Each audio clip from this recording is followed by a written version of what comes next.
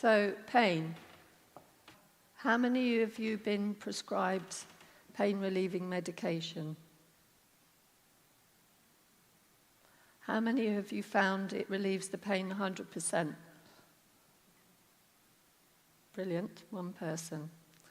Okay. It's a very topical subject.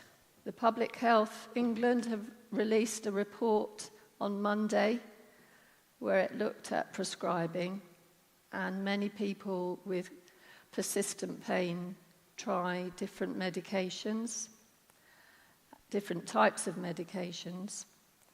And what the findings were that for many people, the review of the medications and how effective the medications are doesn't quite happen as it should.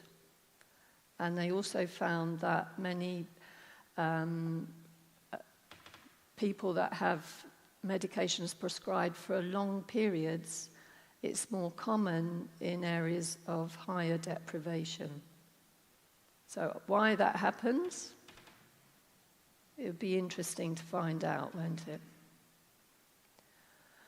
So there are many types of pain-relieving medicines for acute pain. If you ask an A&E consultant what's the best pain-relieving medication you can give, what would they say? Intravenous paracetamol. Really? Yeah. There are many what we call non-steroidal anti-inflammatory drugs. You come across them as ibuprofen, naproxen, meloxicam. There are many topical drugs. You might come across them as Ibuleave gel, heat gel, cool gel. The one that we recommend, but unfortunately isn't available at the moment, is capsaicin gel. I'll talk a bit more about that. And what we call weak opioids. Now, many people don't realize that codeine is translated in your body into an opiate-type drug. With persistent pain, many people find paracetamol very helpful. We don't recommend that you take more than 6 500 milligram paracetamol tablets in 24 hours if you're taking it in the long term. Many people find ibuprofen and naproxen very helpful. It is more effective in the inflammatory stage of pain. So for acute pain, it's very good. For persistent pain, it may help if you have a new inflammatory stage, if you've had a bruise or another prick of your pain and it's caused inflammation, but we don't recommend it in the long term. It has significant side effects on your gut. And you shouldn't take it if you have any sort of history of heart problems, stroke, bleeding disorders, gastric problems.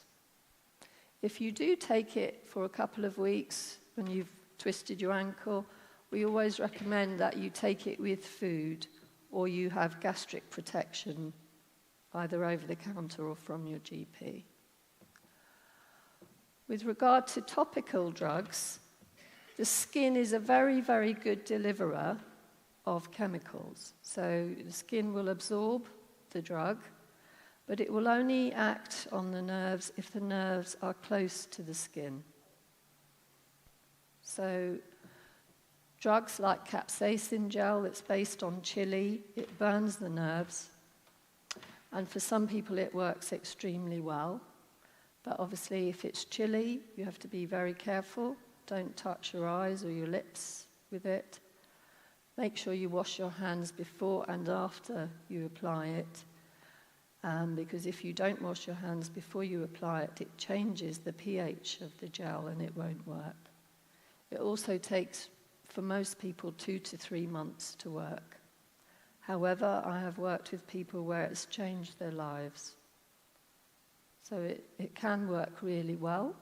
The great advantage of having a topical agent is it doesn't have systemic side effects, which all the other drugs do.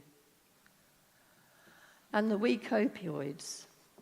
So many of you will have had cocodamol at some point. For some people, codeine works really well. For some people, it makes them feel really nauseous. It makes you feel constipated. And it can, for some people, cause them to be very, very high and agitated. What we do know is that for persistent pain, there's little evidence that opiates help the pain. My experiential opinion is that long-term opiates tend to make persistent pain worse.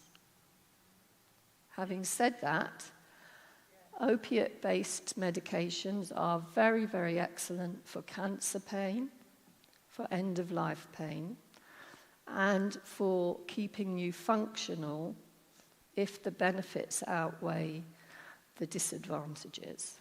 So some people tend to have a patch which gives them a very low dose of an opiate in a very regulated way, and if it can keep you moving and keep you functional, it's a very good thing. If you're taking opiates, don't suddenly stop taking opiates. You will hit the wall and you'll make your pain worse. So if you're taking opiates and you want to reduce them, if they're not helping your pain, you need to have a plan agreed with the person that prescribes the opiates to help you reduce them. Other drugs such as antiepileptics, pregabalin, gabapentin, any of you taking those? They've recently been put onto scheduled drugs, so they're now a controlled drug because they have been used as street drugs. People become tolerant of them. For many people, they really help, particularly with peripheral neuropathic pain. They can be very effective. They do have side effects. Some people put on weight.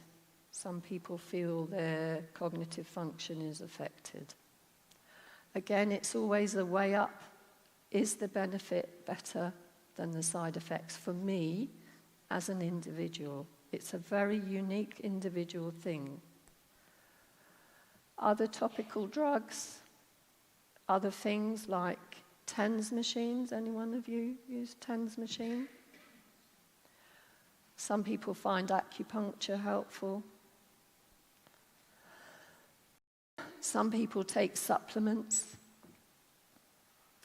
Some evidence emerging, but some nutritional supplements and spices tend to help some people. Again, it's a very individual thing. And stronger opioids. These are around the things like fentanyl, matrofen, oxynorm, oxycodone. In the USA last week, Johnson & Johnson were taken to court and fined over $500 million for misleading clinicians about the benefits of strong opioids for persistent pain. Yeah. Cannabis oil, okay. With cannabis, some of the announcements recently have been quite misleading. Again, I respect this is a very individual thing. Some people I work with find cannabis oil helps.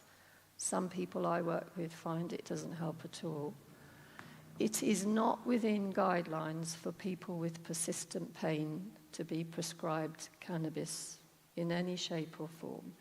In this country at the moment, the evidence at this moment in time is that it helps greatly with motor neurone disease, with some types of cancer, not every type of cancer, with musculoskeletal, multiple sclerosis. Not everyone with multiple sclerosis has pain, but people who do have it and get pain find cannabis helpful. And in particular, it works for children and young people who have certain types of epilepsy.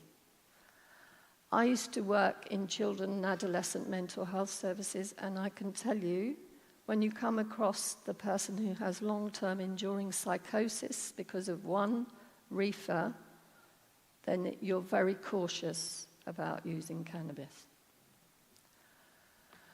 So be opioid aware.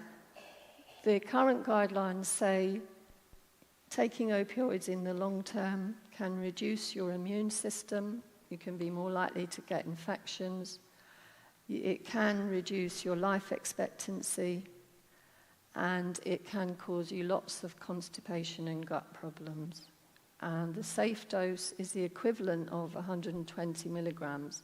But many people I come across have it in different forms. So they take a little bit of Oromorph, they've got a patch, and oh, I was really bad, so I took some Zapane.